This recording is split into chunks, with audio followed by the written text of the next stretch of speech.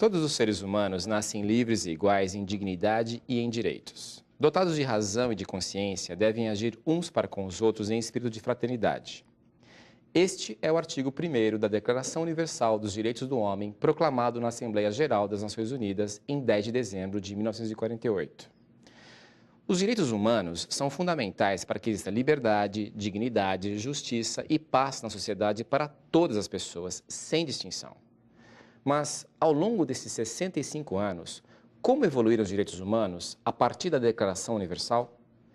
É sobre os direitos humanos voltados para o cidadão e para o consumidor, para o papel de responsabilidade social e ambiental das empresas que vamos tratar hoje.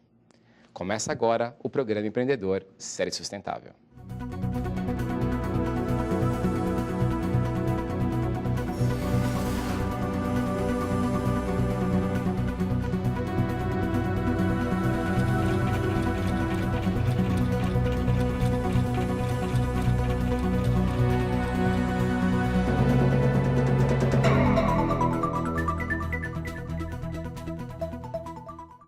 Para falar sobre direitos humanos, eu converso com Solange Gonçalves Dias, advogada, professora da Universidade de São Judas Tadeu e doutora em Direito pela USP.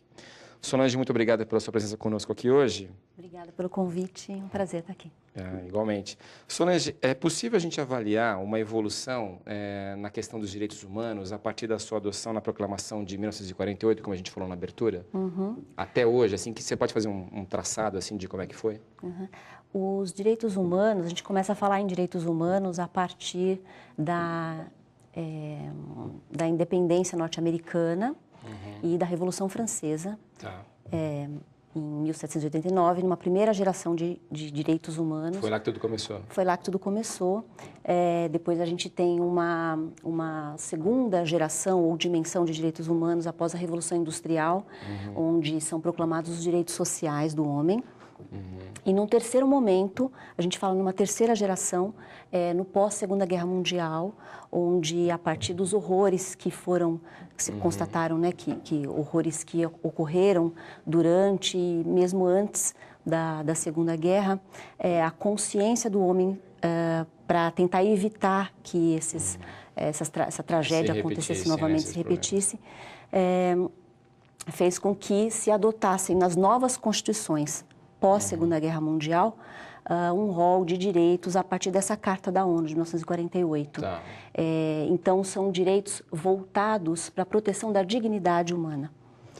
Mas você acha que nessas três fases, assim, a mais importante é o que a gente está vivendo de 48 até hoje ou o que passou? Sim, a mais importante é o que a gente está vivendo hoje, porque ela, inclusive, ela é um resgate também aos direitos de primeira geração, né? Que são direitos de liberdade. Esses direitos da primeira geração, eles propunham que o Estado se abstivesse de interferir na sociedade, de modo que deixasse um espaço amplo de atuação do ser humano, do indivíduo, e que esse espaço de liberdade faria com que o homem fosse feliz, que o homem se realizasse. Num segundo momento, se percebe que essa liberdade por si ela não é suficiente. Não adianta dizer que o homem tem liberdade de ir e vir se ele não tem os meios as condições para isso, para se transportar. Então, os direitos sociais, eles vêm nesse sentido de reforçar ainda, né, as liberdades da primeira geração, mas dando as condições materiais para que o homem pudesse usufruir dessas primeiras liberdades. Em que aspectos você acha que que os direitos humanos têm evoluído mais no Brasil, onde eles são mais transparentes? A gente pode notar mais os direitos humanos no Brasil? Eu acho que na questão do consumidor, dos direitos do consumidor, que foram proclamados como direitos de terceira geração, direitos do consumidor, direito do meio ambiente. Eu tenho a impressão de que existe depois da Constituição de 88, do Código do Consumidor aqui no Brasil, existe uma pressão, né, inclusive internacional, né, para que o consumidor seja bem atendido. A gente tem um mercado consumidor muito amplo no Brasil, especialmente em regiões mais ricas, e então eu entendo que esteja havendo uma efetividade maior. Onde a gente nota mais os direitos. Onde se nota mais. Humanos. E isso é coisa recente, né? Anos 90, né, para cá, coisa né? recente, anos 90, tá, porque exatamente. Você acha que antes disso não teria condições? Por que só a partir dos anos 90? Por conta da abertura dos mercados, por conta de uma consciência maior dos direitos que foram assentados na Constituição de 88, por causa da regulamentação desses direitos que só veio na década de 90. Eu entendo que as pessoas tomaram mais consciência e também as empresas tomaram mais consciência de que é mais lucrativo para elas. Atender esses direitos. Né? Você citou agora há pouco a questão da locais no Brasil onde a renda é mais alta, a gente percebe de uma maneira melhor os direitos do consumidor, né? Sim. Você acha que essas diferenças culturais e regionais no Brasil, né, culturais regionais e de renda no Brasil, elas têm impacto no direito do consumidor? Quer dizer, regiões mais pobres, mais carentes no Brasil, o direito do consumidor não vai tão bem? Eu acredito a gente pode que dizer sim, isso? Porque a observância desses direitos depende muito da consciência e do poder também de barganha, do poder de imposição que o consumidor tem, do poder de efetivar os direitos. Né? Não adianta os direitos estarem prescritos numa norma se eles não, se a sociedade não se esforça por fazer cumprir essas normas. Então, eu acredito que nos mercados mais evoluídos no sentido renda, né? De terem mais poder, né? Onde a sociedade tem maior poder aquisitivo, isso se efetiva de uma forma mais ampla. Então, isso também valeria, pensando aqui, você está falando em termos regionais no Brasil, para o mundo, né? Quer dizer, países que têm renda mais alta são países nos quais o direito do consumidor é melhor observado. Eu entendo que o direito do consumidor no Brasil ele é mais efetivo por conta da questão econômica mesmo. Né? Porque, na verdade, o direito do consumidor não é um direito do consumidor, é um direito que protege as relações de consumo. E as relações de consumo envolvem outras partes que não apenas o consumidor, né? Envolvem o fornecedor, o comerciante, o empresário. E, então, o direito visa proteger essas relações que beneficiam a todos. E pensando numa outra geração, a gente sai dos anos 90, que não faz muito tempo, mas a gente vem para o século XXI. A questão do meio ambiente, ela passa a ser cada vez mais importante para essas relações de consumo, como você tem falado, né? Você acha que a definição do que é um meio ambiente saudável é papel do Estado? Isso é fácil definir numa lei, por exemplo? Olha, não é facilmente definível, mas eu acredito que deva haver uma participação da sociedade na definição do que seja um meio ambiente saudável, porque existe aí uma contraposição entre desenvolvimento e proteção ao meio ambiente. Então, a gente vê essas discussões na política, na sociedade, e eu acho que no Brasil a gente não tem uma maturidade ainda acerca dessa questão. Né? Até onde deve ir o desenvolvimento, até onde deve se preocupar mais com a proteção ao meio ambiente. Essa maturidade, você acha que ela deveria vir de onde, assim? Da discussão que se coloca no plano político, mas não apenas no parlamento, não apenas pelo governo, né? A sociedade como um todo deveria se preocupar com isso, porque é uma questão crucial, fundamental, né, para o desenvolvimento das empresas, para o desenvolvimento da sociedade de uma forma geral. Legal. No próximo bloco, nós vamos conversar mais com Solange Gonçalves Dias sobre direitos humanos e a relação com as empresas. O programa Empreendedor vai para um rápido intervalo e volta já.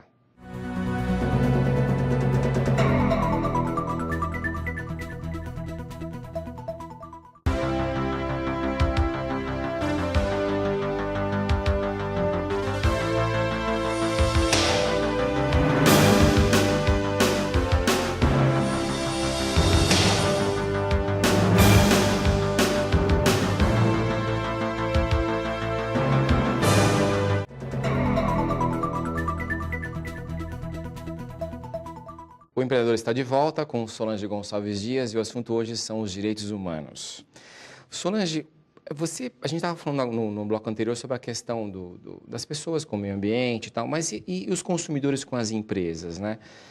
Cada vez mais é comum a gente perceber que empresas mais transparentes são sempre assim as colocadas como modelo. Então, a empresa transparente é aquela que mostra de onde ela veio, de onde ela tira o dinheiro dela, de onde vem o lucro, ela tem orgulho do lucro dela, inclusive, né?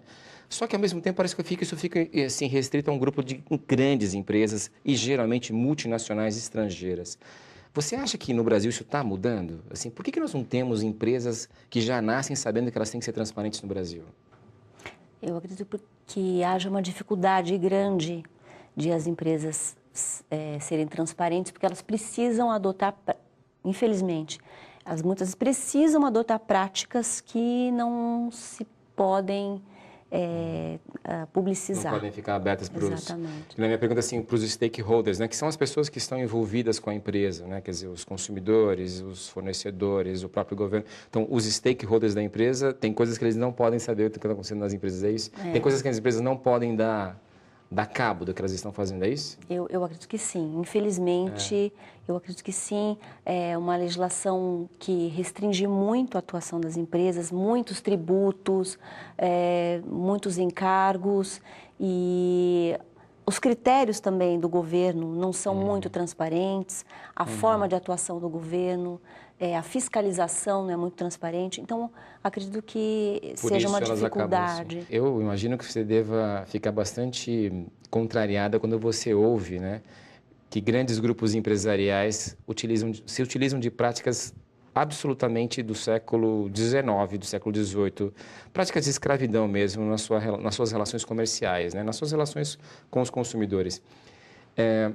Todo mundo sabe que isso é errado, né? Então, usar, por exemplo, um trabalho análogo à escravidão, né? Não há escravidão no Brasil, mas nós sabemos que muitas pessoas trabalham só para aquela empresa, trabalham de uma maneira assim que elas não podem sair daquele ambiente de trabalho porque elas não têm como pagar um aluguel, não têm comida, etc. e tal.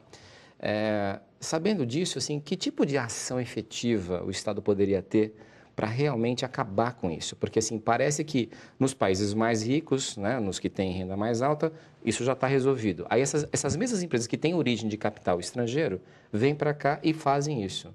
Né? Como melhorar isso? Como dar um basta nisso? Então, eu acredito que, nesse caso, o Estado tem que ter uma atuação mais efetiva mesmo. Está em tramitação no Congresso Nacional, no Senado Federal, uma PEC, uma proposta de emenda constitucional que altera o artigo, se não me engano, 223 da Constituição, chamada PEC da escravidão, conhecida, né, como PEC da escravidão, e que visa a desapropriação eu não sabia disso. De terras onde se encontram, Legal. de bens onde se encontram pessoas em situação análoga às de escravos. Tá. E isso está indo bem? Você acha que isso vai ser aprovado? Ela foi aprovada num primeiro turno no Senado, tá na Comissão de Constituição e Justiça. É muito difícil de ser aprovada. Há interesses de muitas categorias, de muitas Você acha que, mas é simplesmente de que região, de que área no Brasil econômica? O pessoal da agricultura, por exemplo? Não? Por exemplo. Mais forte do que... Porque quando eu te fiz a pergunta, eu pensei no comércio. Né? Eu pensei nesses grupos, nessas grandes marcas de comércio, né? Que trabalham no varejo. Sim, né? sim. Mas você está falando mais da agricultura, né? Também. No Brasil. Não, também, mas não só. Não só. Em todas as áreas, a gente, como você disse, na área do comércio tem muito disso, na área de confecção. Confecção, porque assim, a ideia é vender alguma coisa boa e muito barata. Muito barata. Mas esse muito barato não existe, né? Tem alguma origem, né? E de outra coisa, a gente vê muito assim, que o consumidor brasileiro ele é muito baseado naquilo que se faz nos Estados Unidos, nas modas que vêm dos Estados Unidos e tal. Só que a gente também sabe que a formação econômica dos Estados Unidos depende muito do chamado goodwill, né? Que é aquela prática de boa vontade, assim, a empresa está lá para oferecer um produto bom, né, um custo-benefício adequado e não tem nada por trás daquilo. Quer dizer, a ideia do contrato, né, a gente está falando com uma doutora em direito, a ideia de um contrato onde o que está escrito é aquilo mesmo, não querendo encontrar alguma armadilha para jogar ao consumidor, ou seja lá quem for, né? Você acha que se as empresas no Brasil pensassem de uma maneira mais de longo prazo, a gente não conseguiria ter essa prática do goodwill, dessa boa política comercial, Porque muita empresa nasce pensando no agora, né? Quer dizer, o fundador, ele está aqui, ele quer, parece que meio que sugar o que tem aqui. É uma prática antiga, não sei se está mudando ou não, para poder depois, assim, aí a empresa atingiu o que tinha que atingir, a família dele está bem, mas aí, e a que custo, né? Com práticas desleais, entendeu? Tentando enganar o consumidor. É isso. Então, você acha que isso, se as empresas pensassem de uma maneira mais de longo prazo, não seria melhor? Mas como fazer isso com a ajuda do Estado? Então, na verdade, eu acredito na expansão, na divulgação de uma cultura, né? Entre as pessoas mesmo, na sociedade. Porque não adianta a empresa em si adotar uma prática que não vai ser bem compreendida pelo consumidor também. Porque o consumidor também está acostumado com a cultura da vantagem, do jeitinho. Você está colocando uma coisa que eu não tinha pensado. Quer dizer, que se a empresa entrar na prática do goodwill, ela vai encontrar um consumidor que não... Que pode não compreender bem a prática, ele não que vai pode dar valor a desconfiar, exatamente, que pode desconfiar disso. Tá. Então, acredito que o governo possa ter um papel aí, sim, claro, mas seria no fomento de uma cultura, né, em que envolvesse a sociedade também, né, os consumidores também.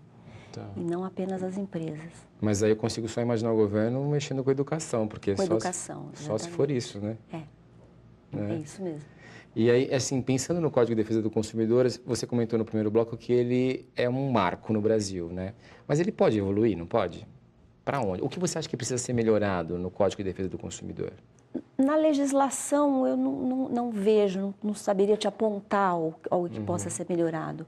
Eu acredito que são as práticas mesmo, né? Tá. A gente vê que o código funciona muito bem em alguns setores onde há um maior equilíbrio entre o consumidor e o fornecedor e o comerciante, enfim, a empresa. Mas há outros em que há oligopólios, monopólios e que você tem apenas uma pessoa que fornece o serviço, que fornece o bem, e o consumidor realmente aí fica muito vulnerável. Né? Eu vejo muitos problemas no serviço de telecomunicações. Tá. A gente vê muitas reclamações, serviços bancários. Então, cada vez menor o número de bancos que fornecem. Né? Não há concorrência. Eles vão então, concentrando o poder, sai de um, né? cai no outro, que tem o mesmo tipo de prática. Ô, Solange, essa questão da evolução das empresas na relação com os consumidores, a gente acaba chegando na palavra conciliação, né? Você acha que conciliação é uma prática que está se desenvolvendo no caminho certo no Brasil? O que é conciliação? Quando a gente usa conciliação numa empresa, do que nós estamos falando exatamente? Então, eu tenho trabalhado com mediação de conflitos, que é um pouco diferente da conciliação. A conciliação é um termo que é usado no judiciário quando o juiz ou algum funcionário do judiciário induz a um acordo, as partes que estão em desacordo, a fazerem um acordo. Tá. Isso chama-se conciliação. A mediação é uma outra prática em que quem decide não é um juiz, não é um terceiro, mas sim as próprias pessoas envolvidas no conflito. Elas encontram uma solução, a gente chama de autocomposição. Então, elas encontram uma solução para a questão delas. Tipo assim, elas são colocadas num ambiente com o juiz, com o Poder Judiciário? Não necessariamente, extrajudicial. Extrajudicial. E ali naquele ambiente elas tentam se entender, é isso? Não necessariamente. Aqui na São Judas a gente tem um trabalho que é uma forma de mediação, a gente chama de transmediação, em que o mediador, que é um terceiro neutro, que não se... Neutro no sentido de que ele não... Não está envolvido com nenhuma das partes. Não está envolvido com nenhuma das partes. O mediador, ele vai interagir com a pessoa que chega, em geral, aquela que se sente vitimizada por um conflito que ela está vivendo. Ele vai interagir com essa pessoa, buscando nessa pessoa a consciência que essa pessoa deve ter sobre a responsabilidade que ela mesma tem dentro daquele conflito. E se trabalha isso, essa questão da responsabilidade, da consciência, e isso muitas vezes dissolve o conflito naquele momento. Nem é necessário envolver a outra pessoa, a outra parte. Entendi. A pessoa ela chega num acordo com ela mesma, né? Ela pensa, repensa a coisa. Tá. Não necessariamente isso vai acontecer dessa forma. Quando a gente fala em relações econômicas, É que nem todo conflito é apenas relação. Ele se traduz muitas vezes em questões econômicas, né? Mas nem sempre é só isso, aliás, nunca é só isso. Então, na mediação se consegue resolver ou dissolver esse outro aspecto subjetivo que faz com que a pessoa se sinta mal, se sinta vitimizada pela ação de um outro, né? E para uma empresa, uma relação com o consumidor, a gente usaria o que? Mais conciliação ou mais mediação de conflito? A mediação para uma empresa poderia ser usada de duas formas. Ela poderia ser usada dentro da empresa, para criar um ambiente de trabalho, um ambiente de desenvolvimento das suas atividades, um ambiente mais saudável, porque dentro das empresas há muitos conflitos também. Claro, e ela poderia também ser usada como um canal, uma forma, né, um canal externo de contato com os seus usuários, consumidores, enfim. A empresa poderia adotar práticas de mediação, buscando entender melhor a subjetividade daquela pessoa que se diz em conflito com a empresa, buscando entender quais são realmente as questões que estão envolvidas ali. Isso acaba chegando no consumidor, né? Porque uma empresa que tenha menos conflitos, isso vai chegar no produto dela, né? Com certeza. O produto vai ser valorizado. E você conhece casos assim, sem citar os nomes das empresas, mas você tem casos de sucesso que você possa... A gente tem casos de mediação ainda internamente, né? E tem casos de abertura de canais de diálogo com a população por meio de ouvidorias, por exemplo. Então... mas isso tem que ser efetivo, tem que ser uma prática efetiva. Caso contrário, isso até piora a situação da empresa, né? Porque se não houver efetividade, se não houver uma responsividade, que a gente diz, uma resposta efetiva para o consumidor, isso pode até piorar a situação no sentido de que acaba com a confiabilidade, né? A confiança que o consumidor tem na empresa. Dependendo da solução encontrada? Depende muito. Por exemplo, sem citar também a empresa, mas... Em que situação você acha que isso pode acontecer? O consumidor, a empresa se coloca à disposição do consumidor para resolver um problema, mas aquilo conta apenas como um número, uma estatística da empresa de quantos consumidores foram ouvidos, mas sem prestar atenção no que aquele consumidor realmente está querendo. Muitas vezes é apenas uma atenção especial, é apenas ser ouvido integralmente na sua dificuldade. Essa empresa que acaba trabalhando mais com a questão quantitativa do que qualitativa, exatamente. Não é? A questão da conciliação, então, ela está ocupando o lugar da disputa, né? Em todas as ordens, em todo tipo de relação, né? Eu acho que a transparência, os canais de diálogo, e dentre esses a gente pode falar, né? Dentre esses instrumentos a gente pode falar da mediação também. E você acha que a conciliação está sendo mais usada em que setor, assim? Em que tipo de situação, em geral, assim? Olha, que ela cai melhor, assim, como uma luva, assim, ó. O judiciário tem buscado as práticas de mediação, além das de conciliação, e tem usado bastante no setor, na área de direito de família, tem sido muito usado. Isso que eu queria saber. Menos no direito do consumidor, mas o direito do consumidor eu acredito que seja muito válido ainda, precisa ser descoberto isso.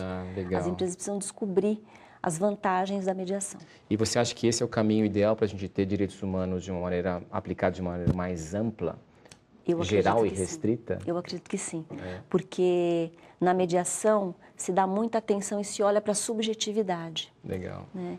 E os direitos humanos são esse valor, né, que visa proteger o ser humano enquanto ser humano, pela simples condição de ser humano, né?